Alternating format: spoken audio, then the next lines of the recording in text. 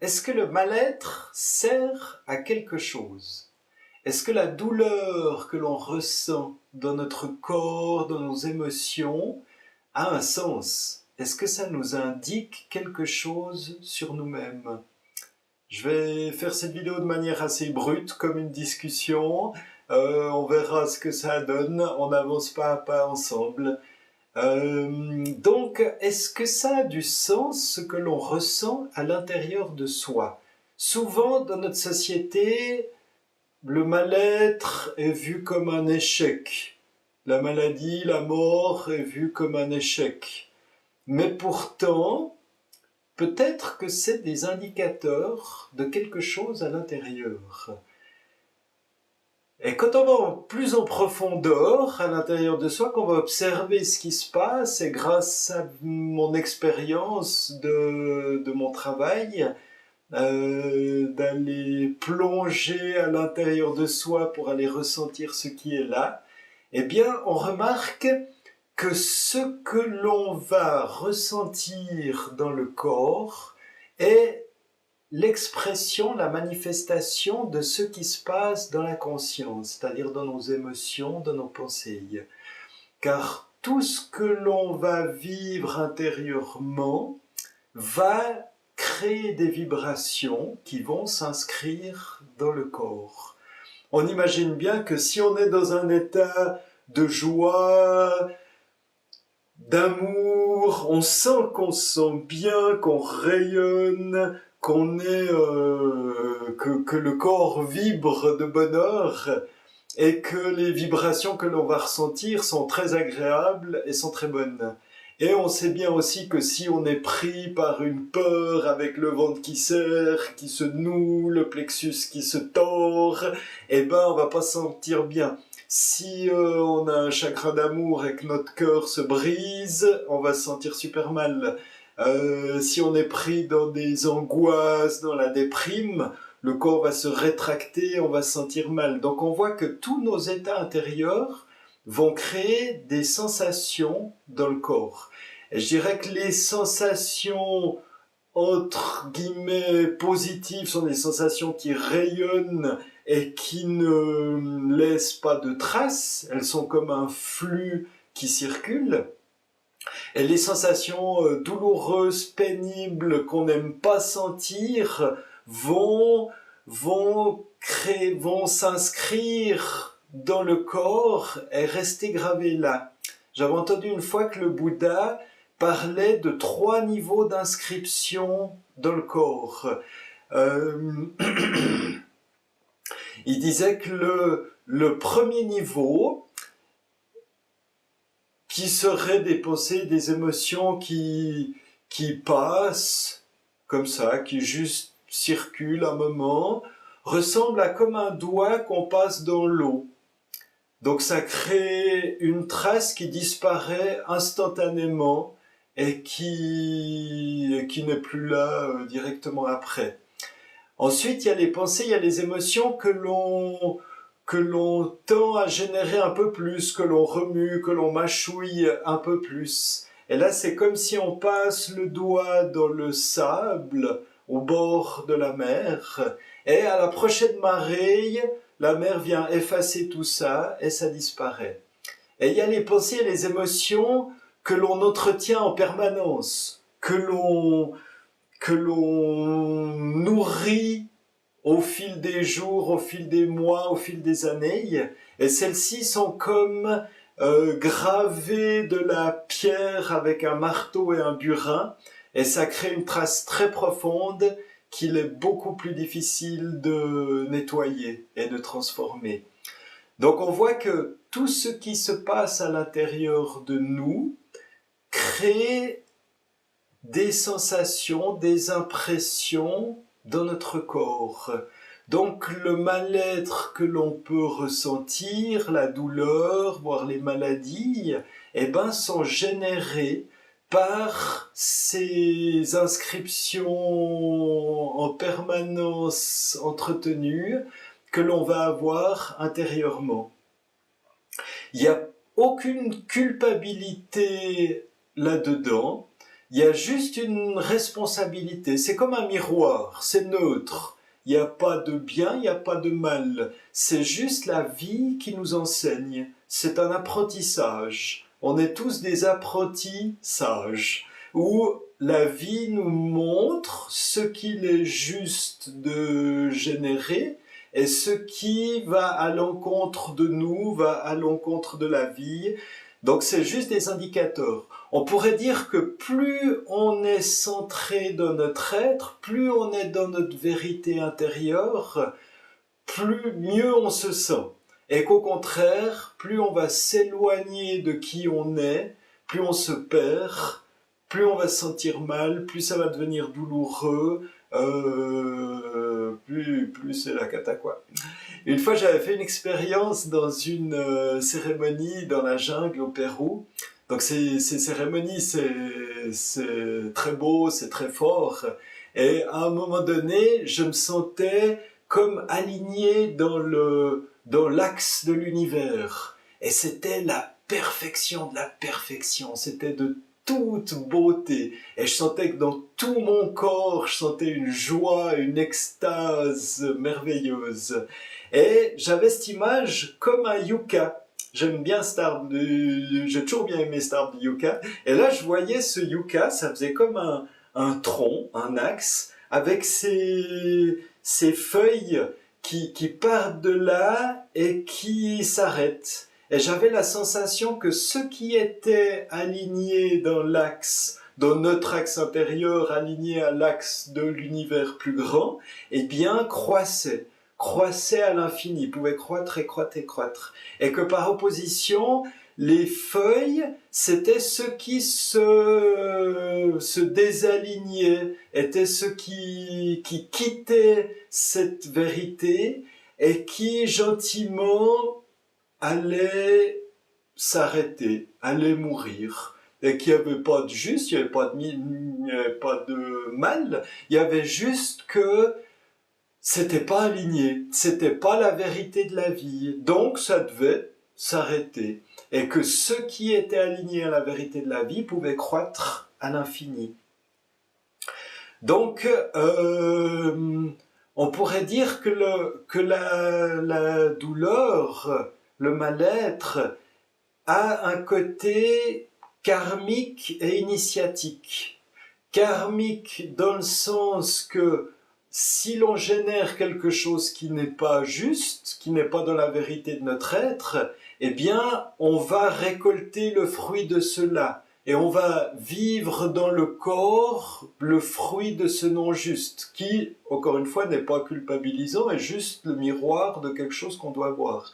Et en cela, ça devient initiatique, dans le sens que ça nous apprend, ça nous montre que là, on s'éloigne et que ça va nulle part. Donc ça nous apprend à revenir à notre centre. D'ailleurs, c'est intéressant, en sanskrit, le mot santé se dit swasta. Et swasta, ça veut dire stable dans le soi. Soi, c'est le soi. Il y a beaucoup de mots français qui viennent du sanskrit. Donc soi, c'est le soi. Et sta, c'est la racine de stable. Donc stable dans le soi crée la santé. Aussi, c'est intéressant de voir que l'origine du mot péché, péché pas à la ligne, mais péché, faire du mal, en tout cas de la religion chrétienne, en fait, à la base, péché, ça veut dire rater la cible. Donc, il y a quelque chose de magnifique, parce que c'est complètement déculpabilisant, c'est que souvent, on rate la cible. Et puis, c'est pas grave, mais on apprend à viser gentiment de plus en plus juste. C'est comme ça. Donc,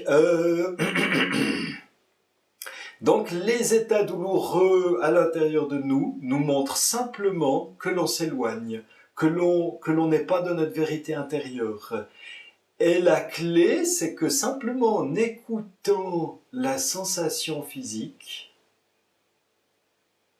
on peut sentir quel type d'émotion il y a dedans et quel schéma de pensée, quelle croyance il y a à l'intérieur qui crée cette sensation qui est désagréable. Donc notre matière physique, notre corps physique, c'est comme un espace ralenti où on peut observer tranquillement ce qui se passe dans notre conscience, où là ça va tellement vite que souvent on n'a pas la capacité de suivre ce qui se passe. Donc le corps nous permet de lire tranquillement ce qui se passe à l'intérieur de nous. Et donc en rentrant à l'intérieur de la sensation, on peut aller retrouver l'état intérieur, l'émotion qui a à libérer, le schéma de pensée qui a à transformer, ou la qualité d'être qui a à développer. C'est une porte d'entrée où l'ombre, la douleur, la difficulté est là pour nous aider à révéler notre lumière. Et c'est là où c'est beau, c'est là où c'est magnifique. Sri Aurobindo, un yogi indien, disait « On a juste assez d'ombre pour développer notre lumière. » Tout est là à l'intérieur, toutes les clés sont là, et nos difficultés sont là pour nous permettre de développer qui l'on est. On pourrait dire que là où on a des qualités profondes dans l'essence de notre être, eh ben, forcément qu'au début, elles ne sont pas développées, elles ne sont pas activées, elles ne sont pas manifestées. Donc on va ressentir l'ombre de cela. On va vivre la difficulté de cela qui va nous forcer à creuser, à comprendre et à voir et à transformer, à réaligner jusqu'à que l'on puisse émaner et laisser rayonner les qualités intrinsèques qui nous composent. Jung disait, si vous ne faites pas face à votre ombre, elle vous viendra sous la forme de votre destin. Et je trouve ça magnifique, c'est tout à fait ça. Si nous, on va pas creuser, on va pas voir en face ce qui se passe à l'intérieur et là où c'est difficile, là où ça fait mal pour comprendre ce qu'on a à développer, ben en fait ça va créer et attirer des événements, des situations, des personnes à l'extérieur de nous qui vont nous plonger dans cette difficulté pour que l'on développe les qualités intrinsèques de notre être. Donc c'est vraiment un processus de croissance. Chaque état dit négatif nous montre simplement quelque chose qu'il y a à changer à l'intérieur de nous. Ils sont là pour nous soigner, ils viennent nous soigner, ces états intérieurs. Que ça soit la tristesse, que ça soit la colère, que ça soit la déprime, ça vient toujours comme un message pour nous montrer qu'il y a quelque chose à transformer en nous, que l'on peut grandir, c'est pour nous réveiller. Et là-dessus, j'avais entendu une fois la philosophie du homard, que je trouve très jolie. Le homard, en fait, c'est un animal très soft à l'intérieur, très doux, qui a une carapace très dure. Et en fait, à l'intérieur, il croît, mais sa carapace, elle ne peut pas croître. Donc en fait, à un moment donné, quand il se sent inconfortable, quand il se sent mal parce que sa carapace est trop petite, il va se cacher sous un rocher, là où il est à l'abri des prédateurs, il va briser sa carapace et il va pouvoir grandir et reconstruire une nouvelle carapace plus grande. Et à ce moment-là, il peut repartir, et à nouveau, quand il se sentira de nouveau mal dans sa carapace trop petite, il pourra se réfugier, il brisera sa carapace, il sortira, il en créera une plus grande, etc., etc. Et ça, moult fois. Et nous, on a perdu largement ce principe de notre culture, où souvent, quand on se sent mal, on aura plutôt tendance d'aller chez le médecin qui va nous filer des antidépresseurs pour ne plus sentir ce mal-être. Et en fait, on reste croché dans cette carapace-là, on la sent plus et on n'arrive plus à grandir. Mais c'est sûr que c'est pas évident de faire face à ce mal-être. C'est pas évident de faire face à tout ce qui a envie de grandir et de jaillir à l'intérieur de nous, parce que souvent, ça fait mal. Ça fait mal quand c'est coincé dans quelque chose de trop petit. Donc, la clé, ça sera de rester présent à ce qui est. Rester avec ce qui est là, même si ça fait mal dans notre corps, même si ça fait mal dans nos émotions, et c'est ne pas fuir, ne pas résister, juste oser ressentir cela et écouter qu'est-ce qui se vit là, qu'est-ce qui se vit dans ces sensations, qu'est-ce qui se vit dans ces émotions, quel schéma de pensée est actif là-dedans, et que par le fait d'accepter de ressentir cela, par le fait d'être avec ce qui est, de voir ce qui est, d'accepter ce qui est, d'aimer. Finalement, c'est ça, c'est une question d'amour, d'oser aimer ce qui est là pour que les choses puissent bouger, pour que les choses puissent se transformer. Et c'est pas par notre vouloir, c'est pas par notre volonté. Il faut de la présence, mais c'est souvent pas par la volonté que les choses se transformeront, mais c'est par rester présent avec ce qui est. Et pour finir, j'aimerais partager avec vous une phrase de Shaw que je trouve magnifique, qui disait « Lorsqu'on se concentre sur une émotion, entre guillemets, négative, elle se dissout. Et par opposition, lorsqu'on se concentre sur une émotion dite positive, elle s'approfondit. Elle s'approfondit sans fin, elle est toujours plus vaste, elle est toujours plus profonde. Et je trouve ça magnifique, ça nous révèle pour moi quelque chose de fondamental sur la réalité de cette vie, sur la réalité de cet univers, sur ce qui est irréel et qui disparaît quand on porte toute notre présence dessus, et ce qui est véritablement réel et qui s'approfondit à l'infini quand on porte notre regard et notre attention dessus. Voilà, quelques matières à réflexion, et je vous remercie de votre attention et au plaisir de vous revoir. Je vous embrasse.